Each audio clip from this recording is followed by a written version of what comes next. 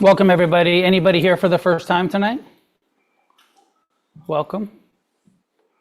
Welcome back, everyone else. Welcome to anybody joining us online for the first time.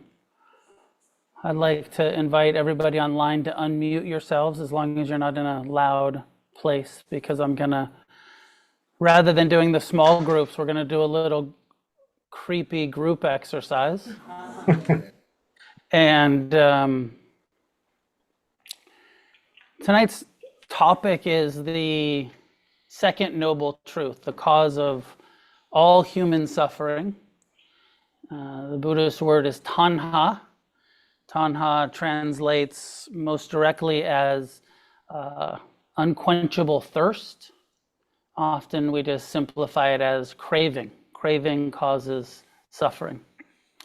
So to begin, what are some of the words when you think of desire, craving, wanting? What are some of the other words in your vernacular that mean that? And so what we're going to do is you say it out loud to the whole group. You can also do this at home. But then one person says whatever word that means craving. And then the rest of the group makes the sound of enjoyment. It's going to be creepy. So go ahead. Other words for craving. Fuel. So when you hear it, wait until the sound of enjoyment finishes before the next one is offered. Okay, so I heard one online. The online one, say it again. Fuel. Fuel? Fuel. Fuel. Fugal? Ooh. Fuel. Fuel. Yum.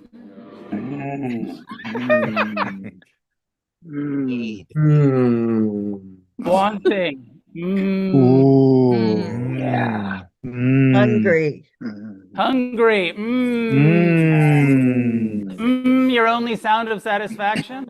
What about desire? Okay, this is creepy.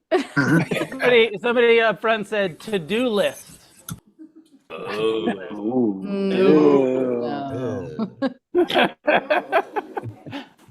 Insatiable. Pleasure. Yearning. Fill her up. What was that one? Fill her up. Say it one more time. Fill her up. Fill her up. Yeah. Ache. Aching. Oh. Wow. Desire. Desire. Yep. Munchies. Pleasure. Pleasure. Munchies. Lust. Lust. Lust. Yen. Is boredom a desire? I guess it is. We're doing other words for desire. Longing, yummy. We could do a bunch. Jonesing. I like that one. Jonesing. Fucking jonesing. Fiending. Fiending. Crackhead. Crackhead just is a term for desire. Reaching. Urge. Work. What was that one? Work. Work. Yeah. Okay. Ooh. Work.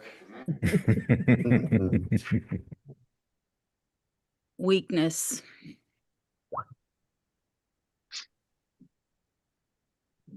Compulsion. Obsession. Arousal. Addiction. Pining. Arousal. Insatiable. All right. Somebody say horny. Horny. Lust. Fever. Okay, you guys Fuego. can mute. Okay, you can mute yourselves. Thank you. That was our experiment.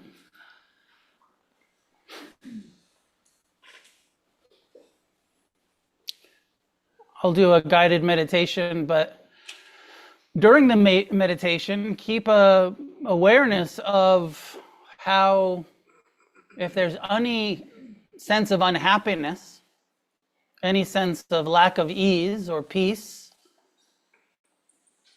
what's the cause of it? What is causing your dissatisfaction? What is causing your uneasiness or your... and if you look closely, you will see that it is some form of craving, of thirst, of desire for the present moment to be different than it is. And when we accept the present moment completely as it is, no suffering, even if there's pain. If we accept the pain just as it is, no suffering about it.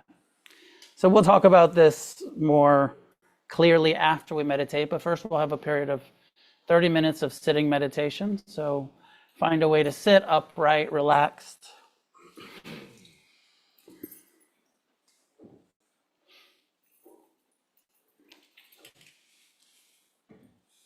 And connect with your healthy desire for liberation, for freedom, for wisdom. Not all desires cause suffering. Some desire, some form of wanting to be free, it helps us end suffering. So connect with that part of you that wants to be free, wants to be compassionate and wise and loving and forgiving.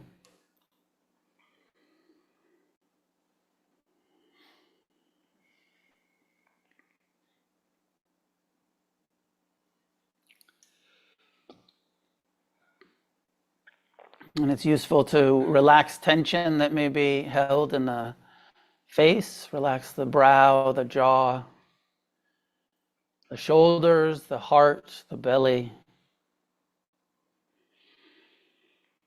So that as we settle into the relative stillness of sitting meditation, our body is open and receptive rather than tense and resistant.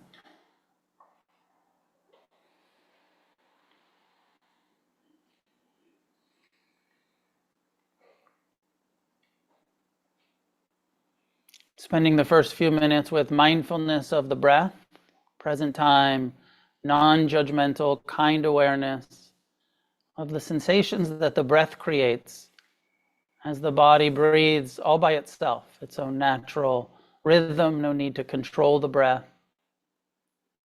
Just pay attention to the breath, receive the sensations that the breath creates.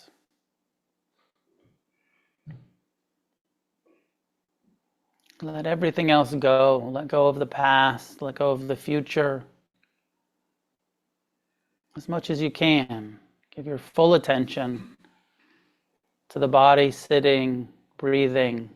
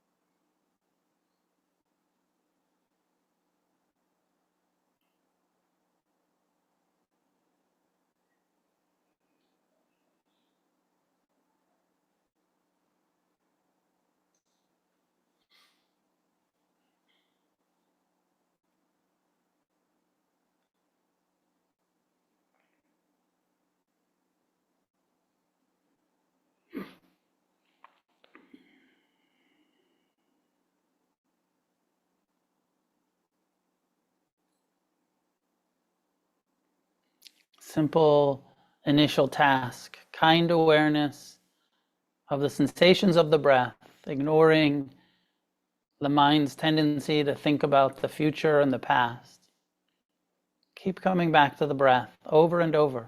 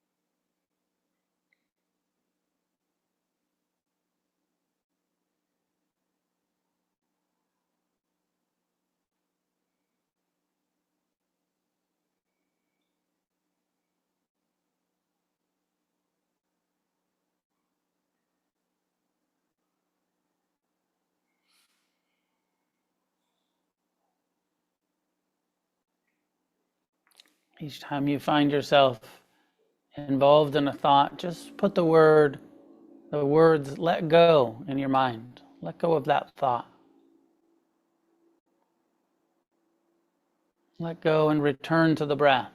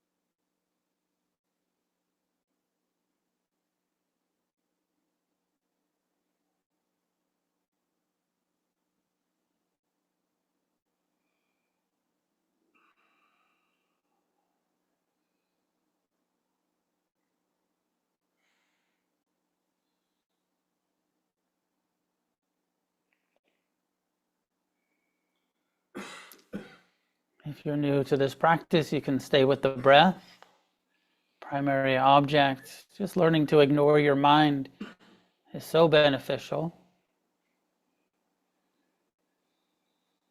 And the Buddha's instruction continue to become more inclusive of our whole body.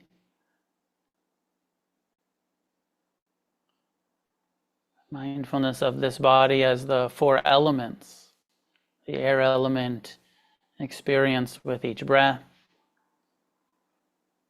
the earth element experienced in the connection to the chair, the cushion,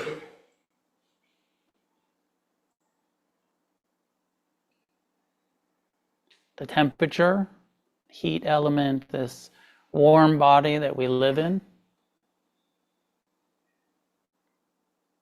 And awareness that this body is primarily fluid, water element.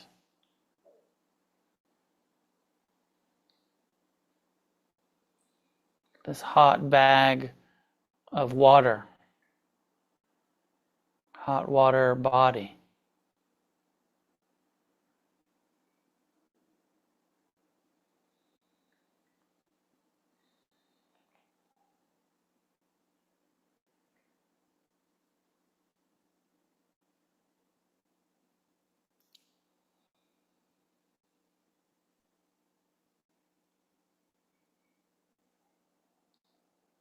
Feel the arms and legs and hands and feet, the trunk of the body,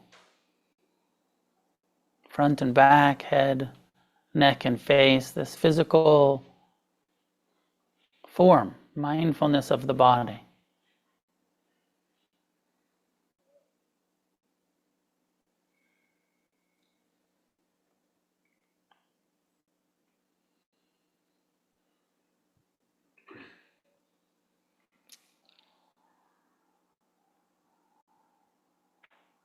Mindfulness has a quality of investigation, of questioning, inquiring, exploring what we're feeling moment to moment.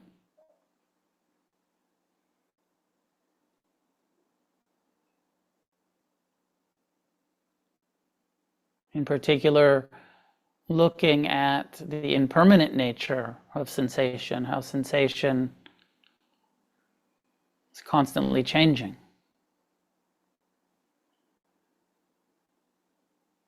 The breath comes and goes. All sensory phenomena arises and passes.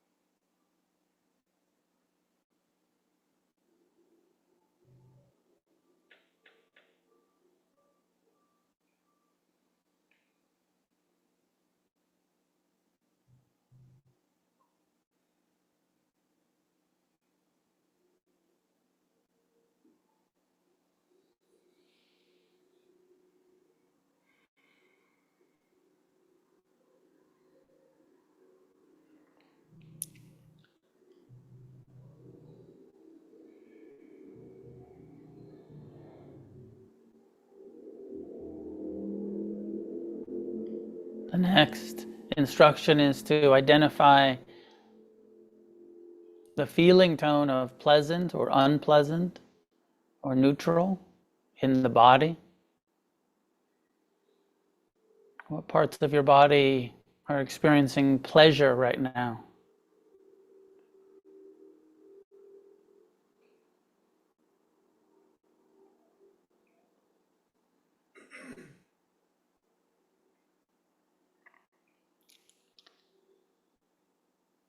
What parts of the body are uncomfortable or unpleasant?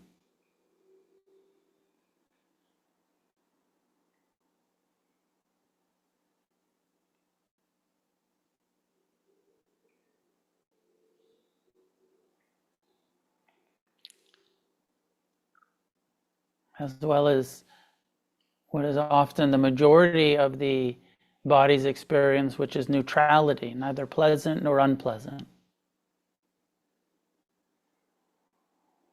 Small areas of pain,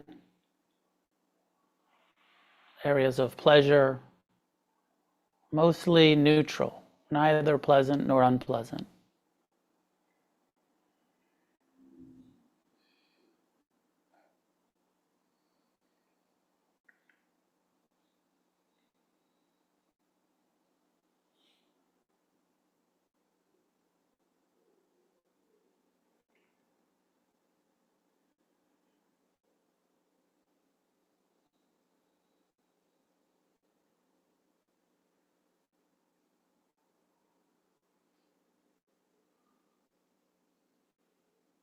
And we apply this investigation of the feeling tones to all of the sense doors, to the sounds.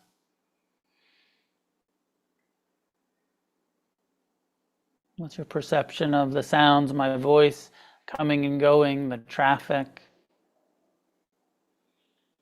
movement, sounds in the room?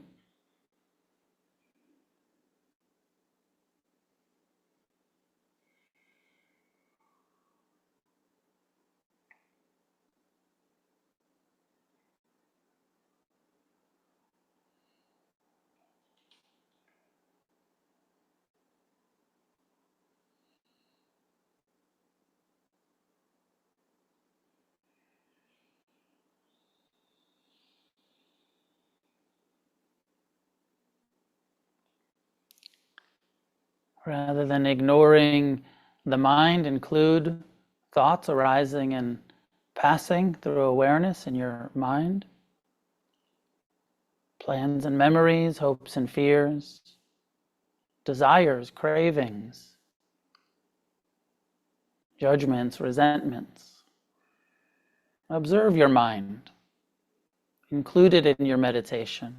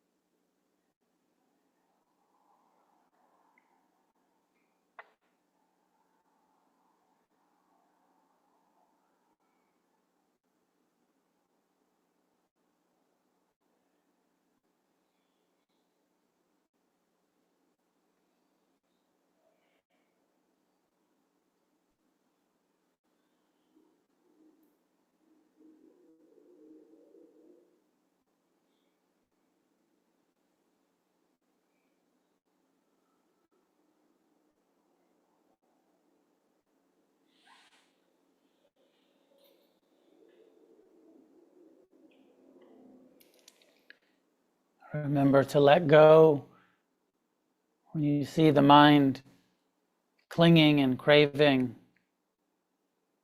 or the body's resistance to discomfort, the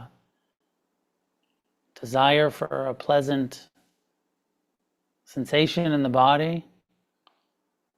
Just say, let go in your mind. Let go of needing this moment to be any different than it is, pleasant or unpleasant.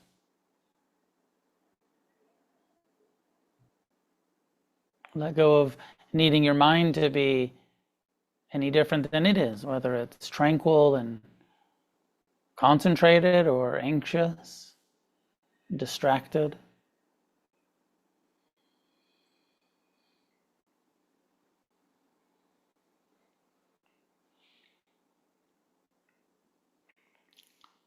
The more you let go, the more ease you will feel.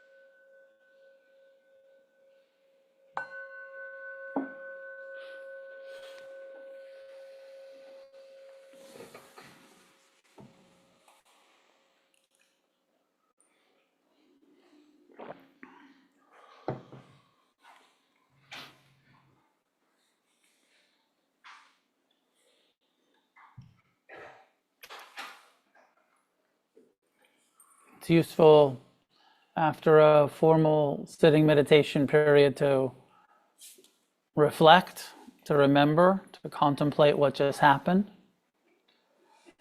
what you noticed, what you observed, what you experienced in the sitting, what you saw about your mind, what you saw about your relationship to pleasant, unpleasant, and neutral feeling tones.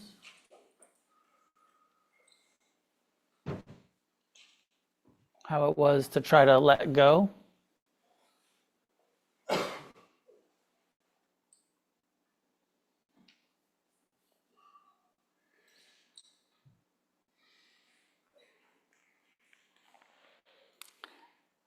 The second noble truth, the cause of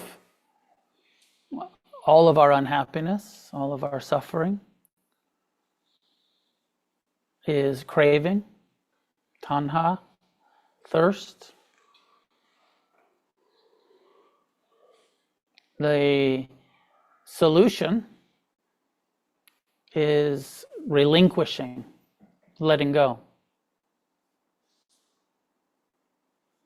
And it's quite easy to say, let go, but it's quite hard to do, quite challenging, quite difficult, sometimes feels impossible to let go. You can use the words in your mind. You say, I should let go of this thing I'm clinging to or craving for or suffering at, suffering about. But we don't have the power to control. Long-term meditation is more of the process of influencing and developing a skill rather than just, you say let go and your mind says, go fuck yourself. Or just simply no, not ready to let go, not gonna let go, not done with this yet. Some of the, I think one of the most important things that we can't also force or really make happen is we have to come to understand that which we are craving for most of the time won't work. Because there's a message with desire, with all of the sense desires, that says this will make me happy. And really, usually with some delusion of forever. This time it'll work. And so a huge part of what is necessary is coming to understand, coming to really know and accept, and to relinquish the delusion that sense pleasures create happiness. That if I was comfortable, I would be happy. Not really. No, you'd just be comfortable with your unhappiness. You'd find something else to crave. Back to this book that a few weeks ago I said I'd go through some direct quotes from the suttas. The Word of the Buddha by Jnana Tiloka Mahatera. I was sharing that when we were in Sri Lanka a few months ago, we got to go to the place, the island where this book was written, and a lot of the early translations were done about 120 years ago, early 1900s. So his translation is the second noble truth, the noble truth of the origin of suffering. This comes directly as we can get to what the Buddha taught. They're called the Pali Canon, the Pali Scriptures, Suttas. Pali is the language that was spoken in the time of the Buddha by the Buddha. It was not a written language. There's no alphabet for it. So it was just an oral tradition, just speaking it and people listening and memorizing it and chanting it and committing it to memory. It was written down for quite a while, a couple hundred years. And when it was finally written down after they'd been in the oral tradition, and I think this is a little bit important. I was explaining this to somebody recently. The reason it wasn't written down was intentional. Because the Buddha saw the corruption of religion in his time. And he also understood that a small percentage of the population, this is 2,600 years ago in India, northern India, a small percentage of the population was literate enough to read and write. And he said, as soon as we write it down, then it becomes the property of the educated, of the, the minority, which in that culture was the Brahmin class, who were kind of the caste system of India, who then took the scriptures and said, if you want us to translate them for you, you have to pay us. If you want to come to the temple for a ritual and us to read the holy scriptures to you, you have to, so it became this commerce thing. And the Buddha said, I want this to be free. I want this to be available to everyone. I don't want this to become a religious thing, where it's not accessible. The church, corrupt churches, I don't want that. I want this to be available. So he forbid it. He said, do not write this down. Do not translate this into Sanskrit and write it down and turn it into holy scriptures for people to sell and covet and hoard and make a religion out of. And that lasted for a couple hundred years. And then at some point they said, shit, we better write this shit down, because we're already disagreeing of what were the actual teachings. And there's been all of these different groups. By the time 200 years later, there was hundreds of different sects of Buddhism saying like, well, I think I think the second truth was this. Well, I think the second truth was this. Well, I think it means lust. I think it means thirst. I think, so all of that shit started to happen. So they wrote it down. And they wrote it down in Sinhalese, in Sri Lankan. Yeah. Sorry, Noah, do we know who were the first people who wrote it down? Do we know any of their names? Or Somebody knows it. I don't, but yeah, somebody knows some Buddhist scholars could definitely tell you, you could research it, and it's called, they're like the first gathering, and I don't know, but I'm sure that some of the monks that were there at that gathering where they wrote it down are named in the historical documents, but I don't know. Yeah. And the word sutta is interesting because they wrote it down. They didn't, maybe, I don't know if they had paper, but their tradition was they wrote it down on banana leaves or palm leaves. And then they sewed them together into books. And so the word sutta, when you hear a Buddhist sutta, means sewn together, like the same word for stitches, suture. Sutta, suture, these are the sewn together palm leaves of the Buddha's teachings 2,400 years ago, something like that. So then we get this thing and it says, this is what the Buddha taught. And I'm guilty, and all teachers are usually pretty guilty of being like, this is what the Buddha taught. It's not 100% accurate. It can't be, because it wasn't written down for so long, because religion loves to exaggerate. Religion loves to, has an agenda. So when I read the teachings, the word of the Buddha, this the word, exact, I think it's good to be a bit open to ballpark rather than exact. And rather than getting rigid about that's not exactly it. We don't know exactly what it is, but ballpark. And even more importantly, I like to look at the, or old school teachings, but more importantly, when we listen to the Dharma, when we read the Dharma, when we hear it, study it, to check it out with your own direct experience more than believe it. When I say this is what the Buddha said, you check in with, suffering is the cause of, or craving is the cause of suffering. You looking at your own, is that true in my life? Is there any suffering in my life that's not about craving? Can you identify any suffering in your life that's caused by something other than craving? You don't have to answer that right now, but it's a good reflection. Is this true? Does this feel true to me? The flip side of craving, of course, is also aversion. Aversion, anger, hatred, resentment is a form of craving from this perspective. So, more important, directly seeing, does this feel true, rather than they say it is. The noble truth of the origin of suffering. What now is the noble truth of the origin of suffering? It is craving, which gives rise to fresh rebirth, and bound up with pleasure and lust, now here, now there, finds ever fresh delight.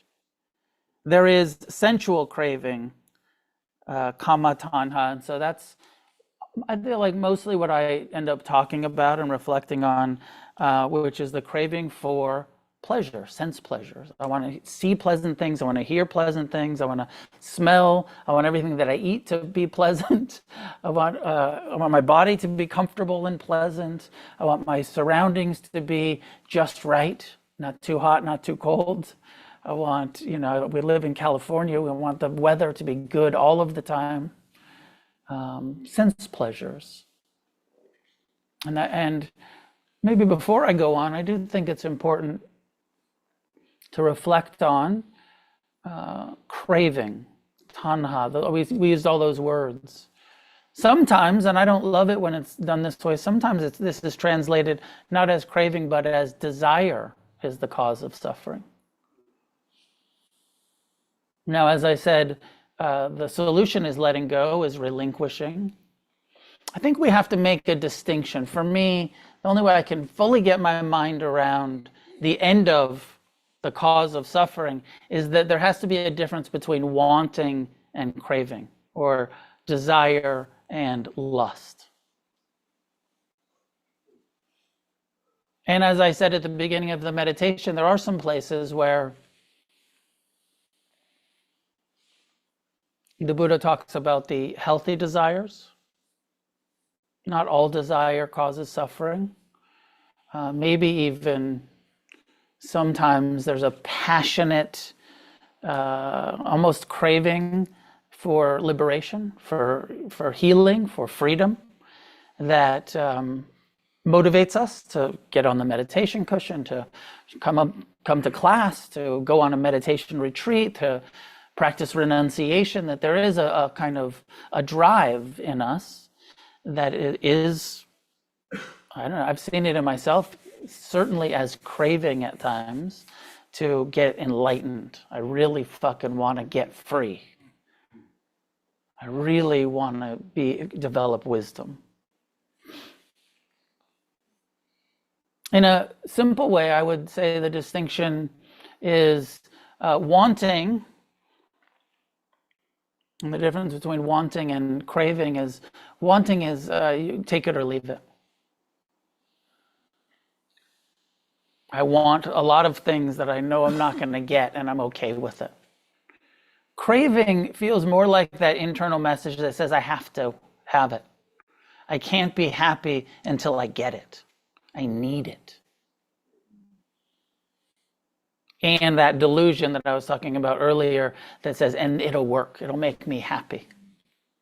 Especially when we're talking about sense pleasures or material things. If I had this much money, or if I had this much prestige or power or whatever it was, then that would work. If I was the CEO, if I was the whatever, if I was a billionaire, I'd be fucking stoked. It's not true, but the mind says that, makes up that story. Lots of unhappy, very wealthy people. Wealth doesn't create happiness, but doesn't your mind tell you that you'd be happy? It's part of that repetitive craving. I'm sure that wealth removes some of the, stress of not having money, for sure. I don't want to dismiss that there's comfort and security and all of that stuff. There's some relative levels of happiness. The Buddha, when he talked about happiness in one teaching, he even said one of the 4 forms of happiness is to be free from debt. That when we're in debt, there's that stress of being in debt, and that being free from debtlessness is a kind of happiness.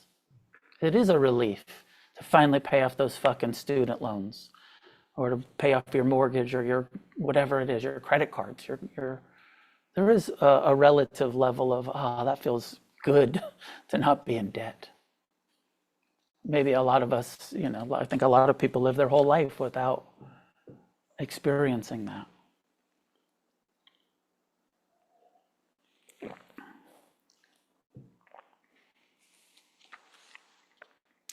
There is sensual craving, kama tanha. And then there's two other forms of craving. The craving for, it's called bhava tanha, the craving for permanent or eternal existence. I want to live forever. I want to exist forever. Even though I know that this body doesn't live forever, I want there to be a soul that lives forever. I want heaven to be an eternal realm. I certainly don't want hell to be an eternal realm, but heaven, I would like to go there and I want it to be eternal. Or if reincarnation's happening, I crave that it happens forever, eternal. Or the flip side of that, which is the craving for self-annihilation, vibhava tanha, the desire to not exist at all. I hope that reincarnation's not happening. I hope that when I die, it's lights out and I'm worm food and that's it. I hope that this shit's over forever. And the Buddha said, if you crave for eternal existence or for non-existence, those are also forms of suffering. And part of that's talking to the bigger cosmology of rebirth. And part of that can be seen in our day-to-day life of when things are really unpleasant. You're like, I just don't want to experience this at all, which can be aversion, but it can also be like a suicidal ideation. Like, I just want to fucking end it. I do not want to experience these emotions, these sensations. I don't want to experience any of this.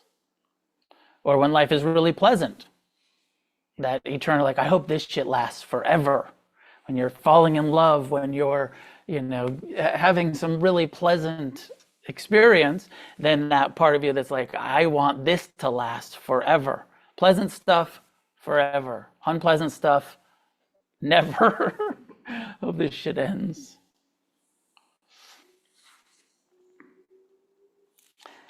This text goes on to say, sensual craving is desire for the enjoyment of the five sense objects.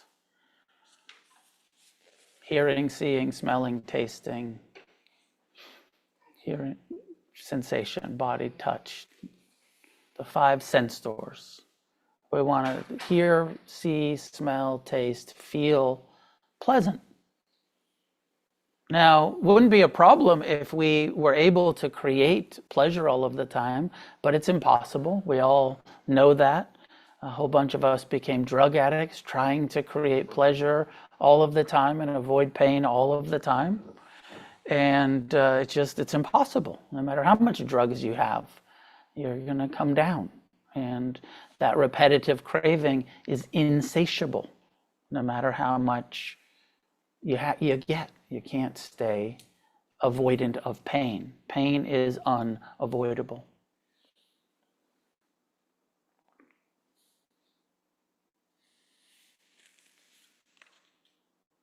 Craving for existence is the desire for continued or eternal life, referring in particular to the life in those higher worlds called the five material or immaterial existences, kind of heaven realms he's talking about.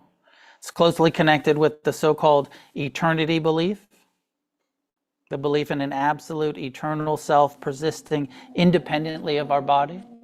So this is a bit of a critique of the belief in a permanent soul. And that kind of feel, kind of the Buddha didn't believe in a permanent self or a permanent soul. He said there's a process unfolding here based on the causes and conditions, but it's not an eternal soul.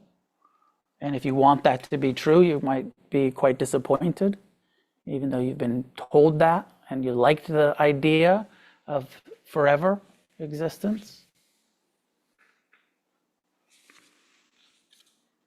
Craving for self-annihilation, for non-existence, is the outcome of the belief in annihilation, the delusive, materialistic notion of a more or less real self which is annihilated at death, which does not stand in any causal relationship with the time before death or the time after death.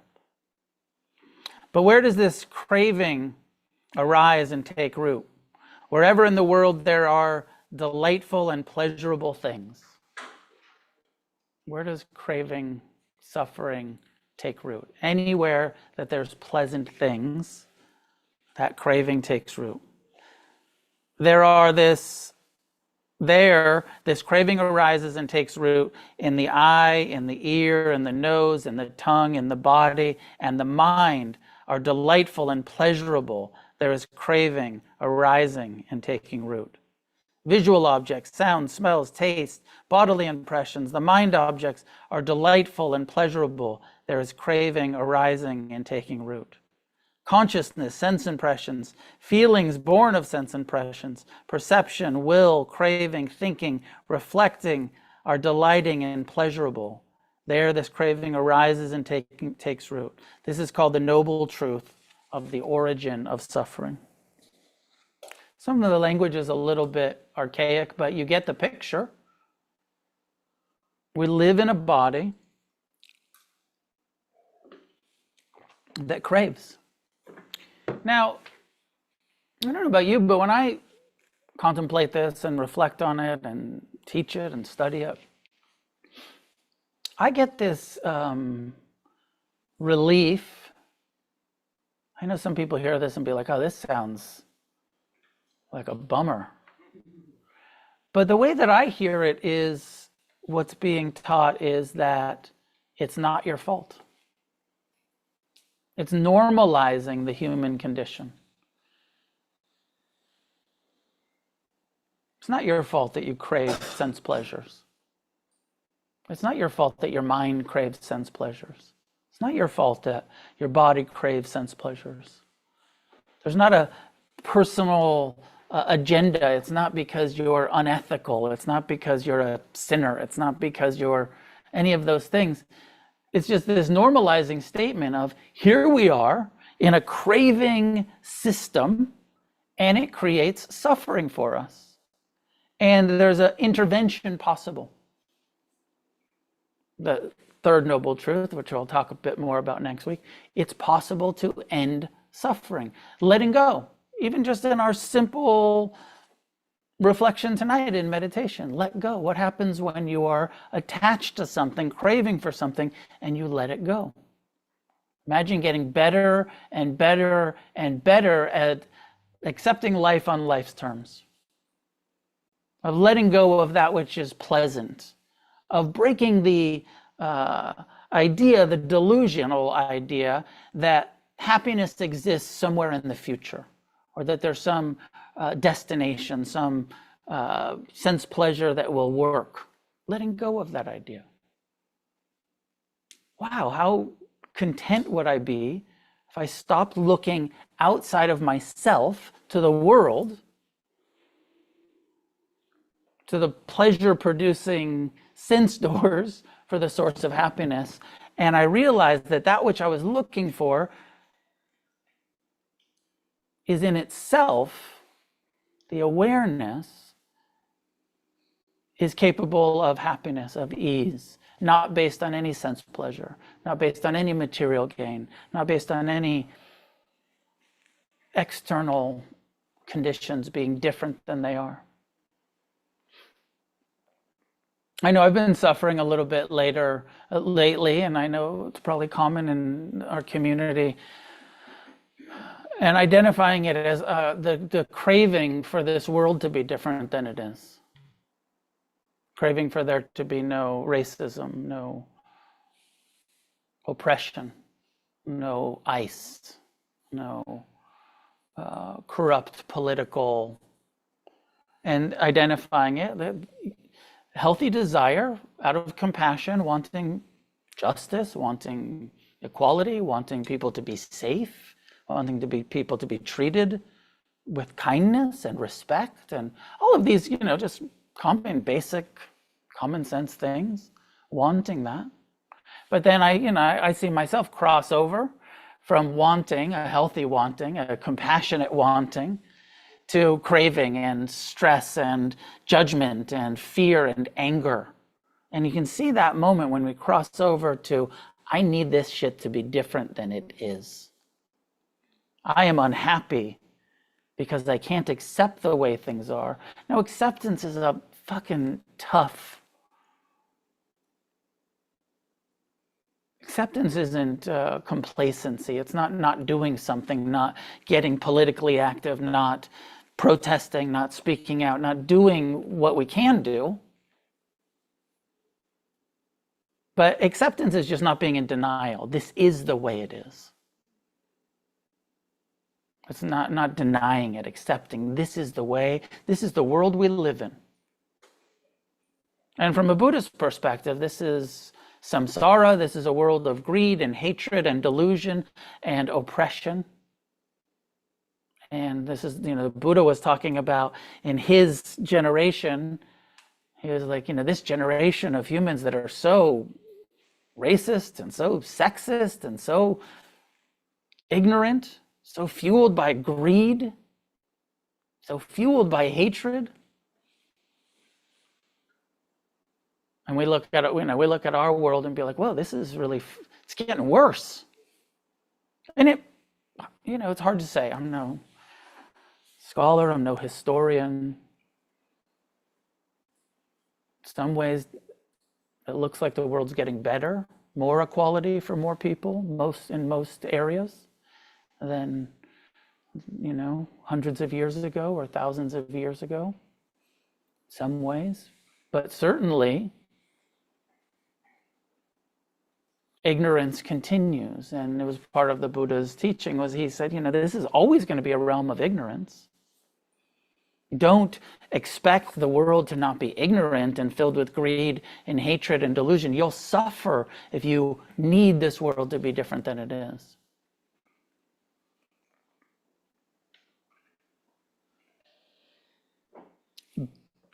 And holding that acceptance with compassion and care and love and wanting to help, wanting to be on the right side of history, wanting to be part of a solution, not wanting to be so complacent in our Buddhist acceptance that we're not, at the very least, speaking out against ignorance.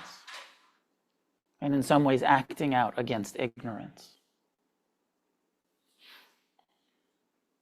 But seeing it as ignorance, not evil, not ignorance, confusion. Doing our best to meet it with compassion.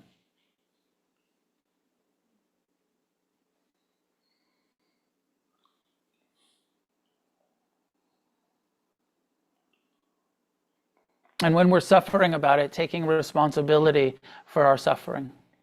In one hand, the second noble truth is normalizing suffering and saying, it's not your fault, everyone suffers, everyone has craving, everyone has clinging, this is the human condition, it's normal, normalizing it. And on the other hand, it's saying, it's completely your responsibility to change your relationship to the craving tendencies of the mind, if you want to be free. Nobody can do it for us. There's no divine intervention. There's no grace. There's no blessings. There's no magic. But there is a practical, applicable path of meditation, learning to let go, learning to see clearly, learning to understand the impermanent nature of everything. We have the tools. We have the instructions, we have the map of how to do it, but we have to do it ourselves.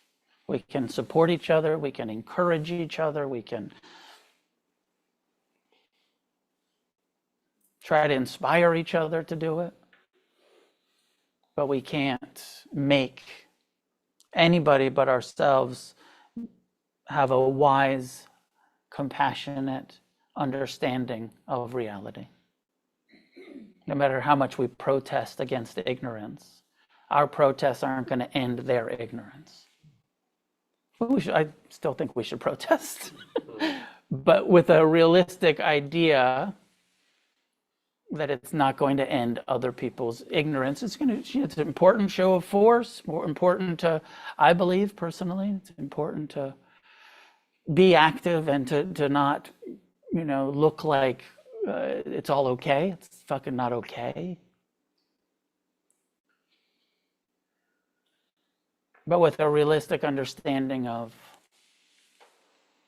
what we can expect. Personal transformation we can expect. We can influence, we can do something about how we see the world, how we show up in our relationships, how we respond.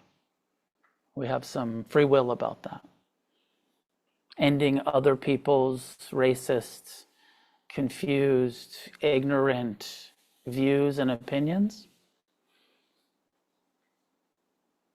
Not much we can do. We can tell them they're wrong. I love to.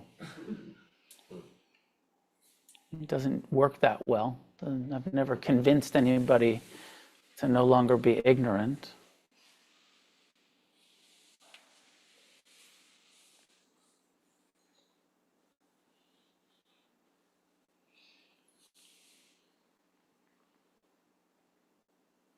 So some of my thoughts about the second noble truth and craving and the flip side being aversion. And, we started with words for craving. I think it might be interesting to brainstorm together. What are some of the words for aversion? You can say them out loud. Disgust. Hate. Pushing. Blocking. Revolting. Denial. If you have some at home, you can just jump into. Ill will. Resentment. Loathe. Oppression, loathing. Evasion. Evasion. Fixed ideas. Fixed ideas. Fixed views. Repulsion. Fear, repulsion. Siege mentality. Siege mentality.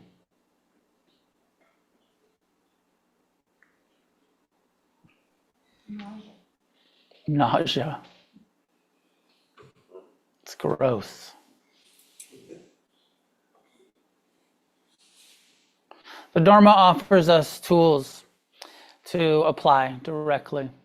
And it works. The Dharma really works. And most of you know this from direct experience. The more you meditate, the more clearly you see, the more you understand that there is no external refuge, that it is an inside job, and that you have the tools here. It's such a weird dilemma, this human body mind that we live in, this, what we call the self.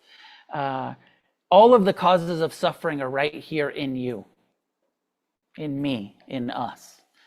All of the craving and aversion and self-centeredness, it's all in this human condition. It's not out there, suffering, the cause of suffering, it's all in here. And also the end of suffering, everything we need to end suffering, the awareness, the mindfulness, the kindness, the compassion, the love that ends suffering, it's all in here. And we have to excavate it, we have to uncover it, we have to access it and increase the wisdom and decrease the ignorance in our own hearts and minds. And then we learn how to navigate the joy and sorrow and praise and blame and gain and loss of living in a world where oppression will continue to exist, where ignorance will continue to exist, where greed will continue to exist. But we learn to navigate it in a wiser and wiser way so that we don't suffer at it.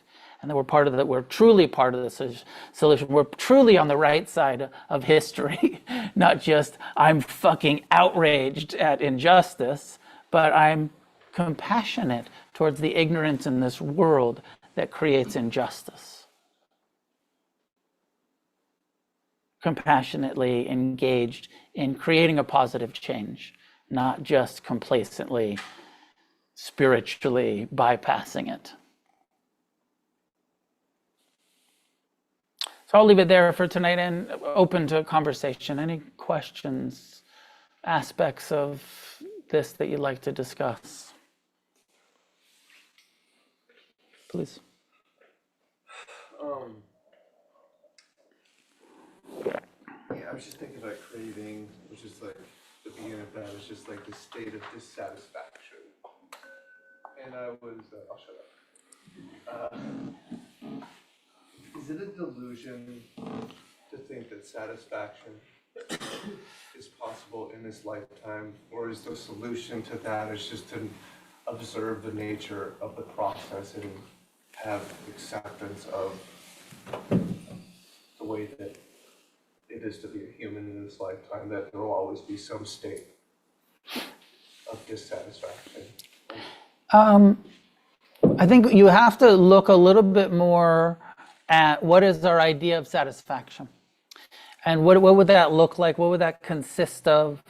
Like in the Metta Sutta, in the teachings on loving kindness, one of the first things that it says is to be contented and easily satisfied. And so it's talking about, with the understanding of impermanence, to be content with what you have and what is, and be easily satisfied by what's happening, the reality of your circumstance. Rather than this idea that if I get some other accomplishment, thing, place, then I'll be satisfied, that it's this, he's saying like, so from that perspective, the answer could be that, yes, you can be easily satisfied if you make that your practice, to accept the way that things are going in your life and where you're at. You can still have goals. You can still have, like, I think sometimes I like to say, it's important to know that nothing is going to work, and then go for it anyways. That idea that I'd be so happy if I was a rock star. If I was a famous musician, I'd be so fucking happy.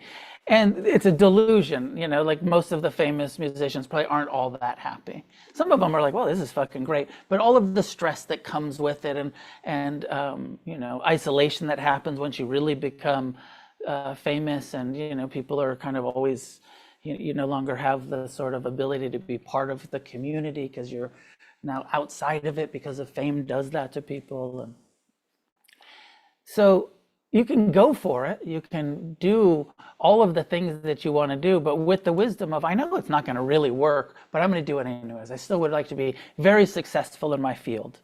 I know that success isn't going to be, the cause of my happiness. That with success will come all kinds of continued craving and suffering and clinging, and it won't satisfy me. The definition of the second noble truth is that craving is repetitive. And when you get what you want, in neuroscience, they call this the hedonic treadmill. And it's such a cool image because it's a treadmill of desire that no matter what, it just fucking keeps going because you're on the treadmill of, I got that and I want something else. I want more. I remember hearing, I think it was Bill Gates early in the 70s or 60s before. He's like, if I could make $1 million, I'd be satisfied, when he was starting. And then pretty quickly, he said this in an interview, and he's like, then once I had $1 million, I was like, oh, 10 million. If I could just make 100 million, then that would satisfy my desire. But he said, as soon as I made the 100 million, I wanted 1 billion. And as soon as I made 1 billion, it just keeps going. There's no satisfaction for that kind of monetary craving. That's probably not true for everybody. There's probably some people that have their, few million or whatever it is, and they're like, I'm stoked. I'm going to live simply on my interests. Yeah, sure. How does that connect to the refuges? The satisfaction? Yeah, and we're told to find it there, and if it is found, then it's mostly likely found there. Yeah, I mean, yes, the core of the Buddha's teaching is that the satisfaction we're looking for is internal, an internal reliable refuge. But also he includes right livelihood. He includes the happiness of debtlessness. He also understood we're not all going to be monks and nuns and have that kind of renunciate life. And that actually, if you're in a livelihood that is causing no harm and hopefully helpful and in some ways, there's something very satisfying in helping others. I find that a lot in my life. It's one of the, generosity, service, helping, inspiring, entertaining. It's, there is a form of satisfaction. It's not the highest form. But again, it's that internal wisdom that knows this is not the source of my happiness. And I don't want to become dependent on, I'm only happy when I'm entertaining or when I'm being of service, or, can I also be happy when I'm bored? When I don't have anybody to help, when I don't have any thing to do? Can I also be at ease in my own skin? Satisfied, contented, easily satisfied with the tacos on the corner, or no tacos. You know me, I'll bring it back to tacos every time.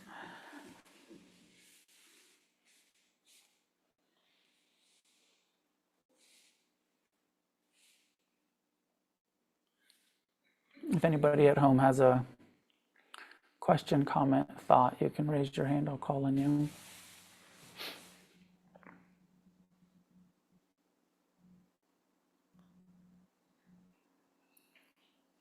How do you think that jives with hope? It's a good one.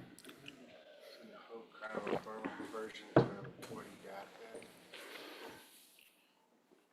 Ramage's question, reflection is hope. And it's interesting to reflect on hope. Hope is a desire. It's a desire for things to be different than they are, right, on some level. But it's also, it can be, there's this word, and you've heard me talk about it before, Dhamma chanda. Chanda is a word in Pali that sometimes is translated as lust, but it's a desire. And this is the desire for the truth, for Dhamma.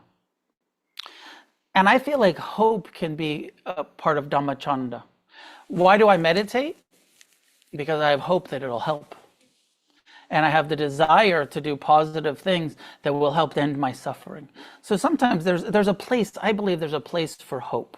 We don't want to get so into non-attached acceptance that we're not still being inspired and hopeful and engaged in.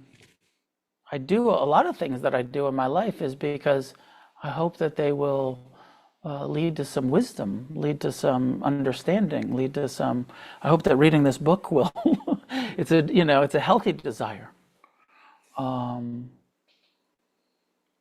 there's a place for hope, but it's very interesting to look at hope where sometimes hope is a bit delusional. I hope this doesn't happen. I hope this does happen. And that often we're using hope towards material things. I hope this external thing takes place rather than using it for our spiritual practice. So I think that if it's around if it inspires us, if our hope inspires us to take wise actions, it's quite good. If we just, I think of that 12-step saying, faith without works is dead. You can believe all kinds of shit, but if you don't do the action, it's dead. Hope without action, hope without engagement, isn't going to get you very far. It's just another desire for things to be different. But desire, when applied, is what changes our lives. The healthy desire. Please, some kind of thought? With regard to hope, I was just reminded of a little chunk of Ram Dassism that I heard recently that was like about non-attached appreciation, where you're not clinging, but you're still engaged. So you're not totally disassociated. You're still engaged, but you're not clinging to the outcome. I like that. Feel like that's a big part of the goal, not being engaged, wanting things to be better, wanting to develop more wisdom, wanting the world to be less confused, but not being attached, not needing it to be so, and taking the actions anyways. I feel like a lot of people, the conversation I was having with someone recently who was talking about politics and feeling so overwhelmed with it and kind of just like wanting to not be engaged at all. because it feels hopeless. They were, this sort of hope and hopelessness. And I told him of this story that I've shared in Dharma Talks a lot over the years. That's I don't know, I guess it's a teaching story, kind of an old, maybe Americana tale. And the story is there's this young person on the beach, and the beach is filled with starfish. The tide has come in, and thousands of starfish have got beached. And then the tide went out, and it's sunny, and they're all dying. They're all drying out in the sun. And there's this young person out there taking the starfish one at a time in the morning before they're all dead, and throwing them back into the ocean. And then some person comes up and says, it's hopeless what you're doing. There's too many of them. We can't save them all. They'll be dead by the time we, clear the beach. And the young person says, well, it matters to this one, and it matters to this one, and it matters to this one. And so I am going to do what I can. I know I can't save them all, but I can save the ones that I can save. And I'm going to do that without needing it to be all or none. Without my hope being delusional, I'm not going to become hopeless. I'm going to still take action. I thought that was, and he said, oh, that's helpful, to remember that, we're not going to change everyone, but we can help. We can do some positive things with our life's energy.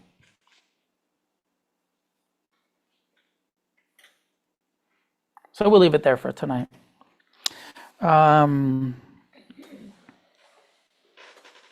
If you really want to get free from suffering and the causes of suffering, join us on a 5-day silent meditation retreat against the stream. I'm teaching June 21st through 27th. You have a few months to schedule it, to get the week off. Come sit for 5 nights, sitting and walking, being in noble silence. We're doing it right here in Palos Verdes. There's a retreat center, so you don't even have to go far. You can just drive up to the retreat center.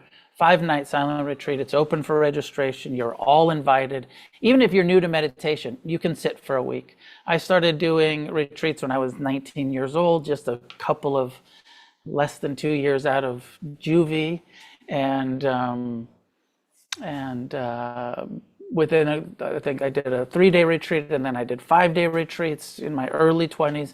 So don't think that 5 days, that's too much. You can totally do it. You jump in. It's a little bit difficult for some people. Some people just fucking love it, but it's beneficial. So it's useful. So you're all invited to that. I think I also have a day-long. Sebastian, when's my day-long? May? Oh, March, coming up. On March 8th, I have a day-long from 9 a.m. to 4 p.m. where you can do a mini version of the retreat, sitting and walking meditation here. So join us for both of those. Petra, you were going to make the announcement for Off the Cushion? Yeah, so there's an Off the Cushion meeting this Wednesday at 7 p.m. here in this room. If you don't know, Off the Cushion is our attempt to socially engage in the community here in effective Sarcasm community. So we are going to try to plan events for 2026. We have maybe beach cleanup day coming up, and some other ideas that we're throwing around. We're going to go toss some starfishes if anybody wants to help. Lastly, classes done by donation against the stream is supported by your generosity. Please consider becoming a monthly supporter if you're not already a monthly supporter, rather than thinking of this as some capitalist fee-for-service thing. It's not that. Just like the Buddha didn't want it written down, he didn't want it charged for. I don't charge. It's all generosity based. You give what you feel moved to give. but also we pay thousands of dollars of rent to have a center, and then anything left over supports me in my livelihood. So please be generous as you can. And if you can afford $50 or $100 a month to just go to supporting us as a donation-based nonprofit organization, please consider that. And if you don't have the money, no, you're welcome here. It's not about the money, but of course, we are in a world where things cost money, so be as generous as you can be. And may the goodness that comes from our practice help us end the craving in our lives, help us let go, relinquish, and may we experience as much freedom as possible. And together, may we create a positive change on this planet.